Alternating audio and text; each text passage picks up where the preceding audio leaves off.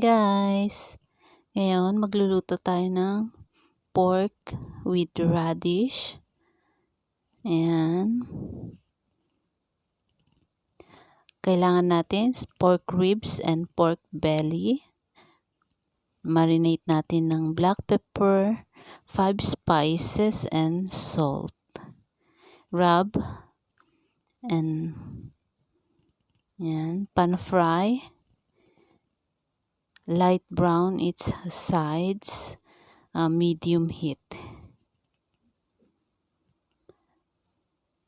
Hi to all my subscribers. Thanks for subscribing.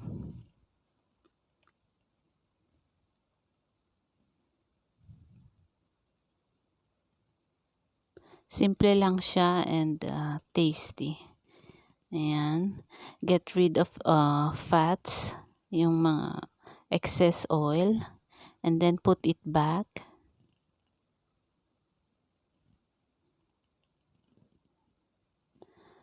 Hindi na siya masyadong oily.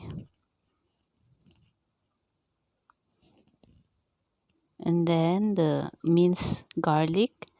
I use dried chili, minced ginger. Fry it together.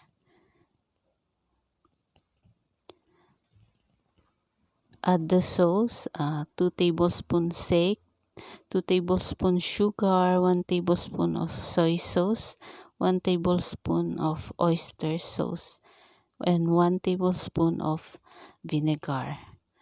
Yan, ilagay natin. And then 1 cup of chicken broth and water.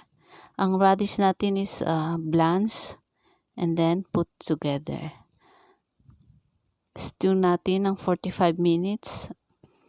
Small fire hanggang the sauce is gone. And it's done. Tap natin ng spring onion. Enjoy! Thanks for watching.